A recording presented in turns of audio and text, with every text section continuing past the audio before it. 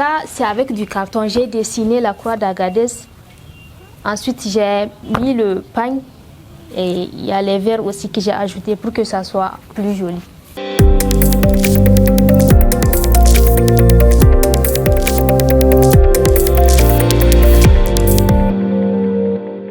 Je m'appelle Ahmed Akasagesha, étudiante en 3e année option informatique à l'Université islamique au Niger. J'ai 23 ans. Je suis également entrepreneur dans le domaine du recyclage de cartons et de bouteilles en plastique.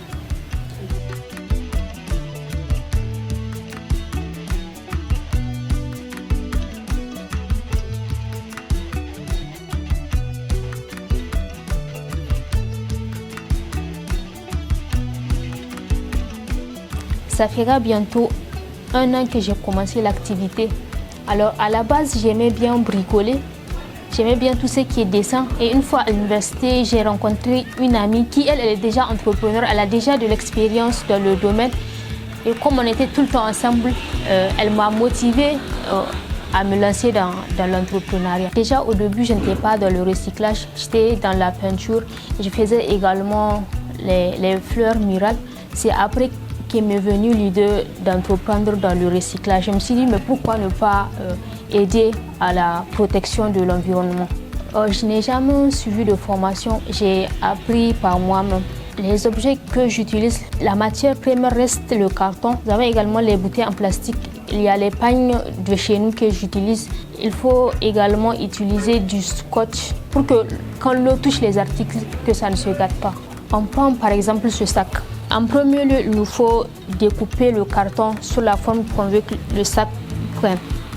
Après, il faut scotcher le carton. Après, il faut choisir le type de pagne sur lequel on aimerait travailler, faire un assemblage pour qu'à la fin, ça donne un produit fini. Pour confectionner le sac, ça peut me prendre 3 à 4 heures. Ça, c'est avec du carton. J'ai dessiné la croix d'Agadez.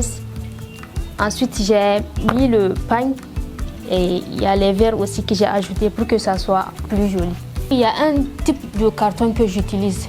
Il y a certains qui sont plus résistants que d'autres. Donc c'est les cartons là que j'utilise pour confectionner les sacs.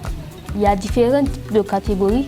Nous avons les sacs, les pots de fleurs, les box, les boucles d'oreilles, les bracelets et ainsi de suite. Le minimum c'est à 1000 francs.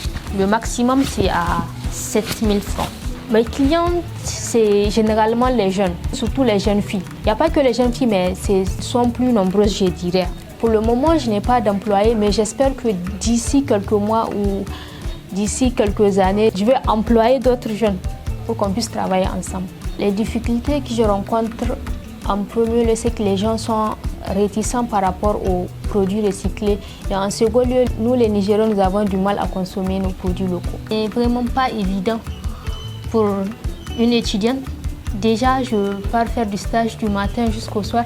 Ici, ça considère que j'ai une commande à faire livrer, donc je dois savoir comment m'organiser pour gérer mes études en même temps mon travail d'entrepreneur. Dans 5 à 10 ans, je me vois bien évidemment à la tête de mon entreprise avec plusieurs boutiques ici au Niger et bien évidemment à l'international, en faisant la promotion de la culture nigérienne et aussi en créant des emplois pour des jeunes. J'ai déjà participé à des expositions, notamment celles que EDU organise chaque premier vendredi du mois. Le climat de l'entrepreneuriat au Niger, ce qui manque, je dirais, il y a un manque de soutien, il y a un manque d'investissement de la part des autorités. Le conseil que j'ai à donner à la jeunesse, ce n'est pas se dire qu'il faut forcément exercer un métier en lien avec notre domaine de formation.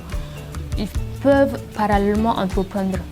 Je prends mon cas par exemple, je suis dans le domaine de l'informatique, mais ça ne m'a pas empêché d'entreprendre dans le domaine du recyclage.